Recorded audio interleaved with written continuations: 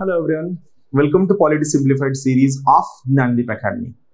We are studying Article 19 of the Indian Constitution. Article 19 talks about right to freedom. It gives certain freedoms. Now in this series, we will try to understand though these freedoms have been made available to various citizens. मी तुम्हाला अगोदर सांगितलेलं आहे की article 15, 16, 19, 29 आणि 30 हे fundamental right फक्त आणि फक्त इंडियन सिटीजन्सलाच अवेलेबल आहेत. 15, 16, 19, 29, 30 हे फंडामेंटल राईट फक्त आणि फक्त इंडियन सिटीजन्सलाच अवेलेबल आहेत. मग हे फंडामेंटल राईट पैकी आर्टिकल 19 मध्ये जे फ्रीडम्स दिलेले आहेत हे फ्रीडम्स एन्जॉय करताना there are certain restrictions, there are certain exception to these freedoms. मग हे एक्सेप्शन्स कोणते आहेत आणि why these exceptions are there हे आपण प्रत्येक फ्रीडम अंडरस्टँड करताना स्टडी करणार आहोत. सी सो बेसिकली आर्टिकल 19 मधलं फर्स्ट फ्रीडम आहे that is freedom of speech and expression. Freedom of speech and expression.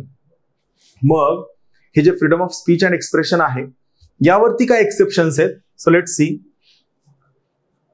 Article 19 काय म्हणतं.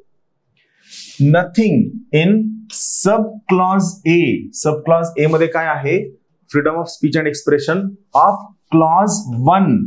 आर्टिकल 19 चा जो पहिला क्लॉज आहे म्हणजे सब क्लॉज ए मध्ये आर्टिकल 19 च्या पहिल्या क्लॉज मधल्या जो सब क्लॉज ए आहे यामध्ये जे काही दिलेलं आहे हे कशावर परिणाम करणार नाही.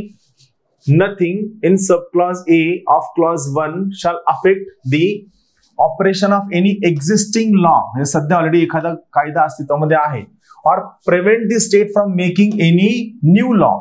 म्हणजे समजा आर्टिकल 19 च्या पहिल्या क्लॉज मधला सब क्लॉज ए मध्ये दिलेलं आहे every citizen shall have freedom of speech and expression and this freedom of speech and expression shall be a fundamental right.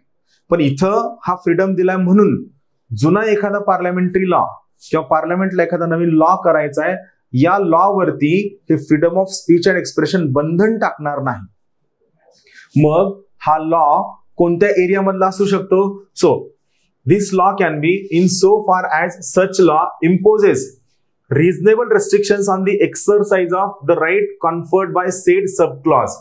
म्हणजे या सब क्लॉज न जे तुम्हाला फंडामेंटल राईट दिलेले आहेत यावरती पार्लमेंटच्या लॉ न जरी रेस्ट्रिक्शन टाकलं तरी parliamentary law will have more importance than fundamental right. मग रेस्ट्रिक्शन्स कशामध्ये said sub clause in the interest of sovereignty and integrity of India. First point. Second है security of the state.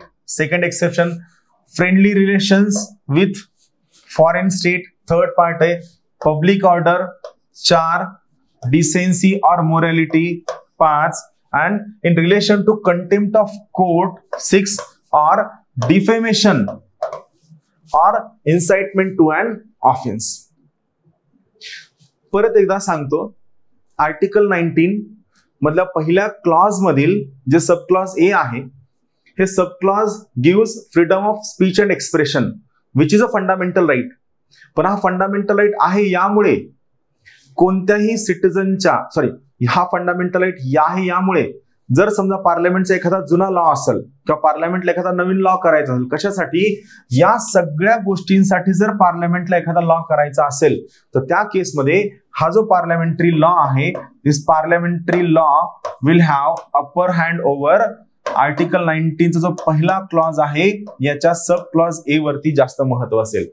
म्हणजे freedom of speech and expression पेक्षा लक्षात नाही का freedom of speech and expression पेक्षा हा जो पार्लमेंटरी लॉ आहे कशासाठी केलेला या सगळ्या पर्पज साठी केलेला या parliamentary law will have more importance than article 19 first clause sub clause A.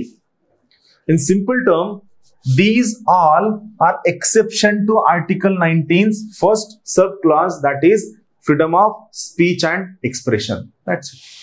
Thank you.